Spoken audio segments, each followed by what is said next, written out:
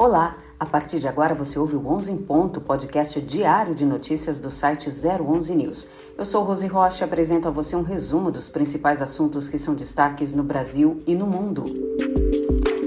Hoje é quarta-feira, 3 de abril. Vamos aos destaques? Senadores apoiam Rodrigo Pacheco em embate com o governo na desoneração dos municípios.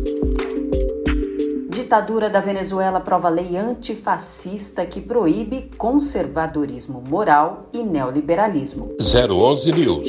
Informar para formar opinião. A maioria do Senado apoia a decisão de Rodrigo Pacheco sobre a desoneração de impostos dos municípios de até 156,2 mil habitantes. O presidente da Casa ficou ao lado das cidades ao cortar o trecho da medida provisória que previa, nesse caso, a volta do imposto. Para Ciro Nogueira, a reoneração iria aniquilar as prefeituras. Abre aspas. A manutenção da desoneração da folha de pagamento dos municípios é mais do que uma pauta da oposição. É uma pauta de quem se importa com os brasileiros. A decisão do governo de interromper esse benefício fundamental era absurda e iria acabar com as contas das prefeituras, fecha aspas, disse Nogueira. Por outro lado, a decisão de Pacheco provocou mal-estar no Planalto. A cúpula de Lula e Haddad afirma não ter sido avisada sobre a decisão. O que ocorre é que Pacheco deixou caducar o trecho da medida provisória de Fernando Haddad que previa essa reoneração da folha de pagamento das prefeituras. A medida afetaria principalmente municípios mais carentes, que teriam de pagar um aumento aí de 12% da alíquota, que passou de 8% para 20%. Pacheco barrou a medida no Senado e criticou o governo por interferir num tema já definido pelo Congresso. Quando um governo edita uma medida provisória, ele passa por cima das duas casas do Congresso Nacional. Além de onerar ainda mais as prefeituras, municípios menores seriam os mais prejudicados. É a reação de um governo sem planejamento que só gasta e se recusa a reduzir custos.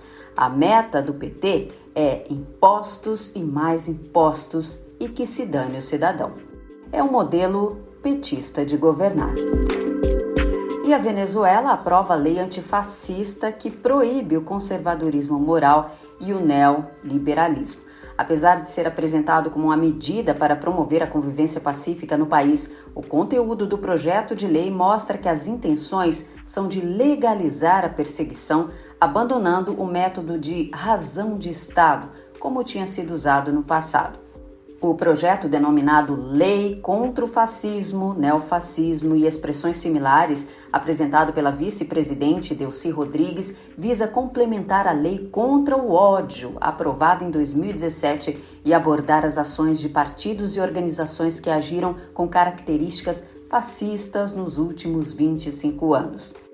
Entre as medidas propostas estão a proibição da disseminação de mensagens que promovam a violência como método político e a constituição de organizações que se baseiem no fascismo.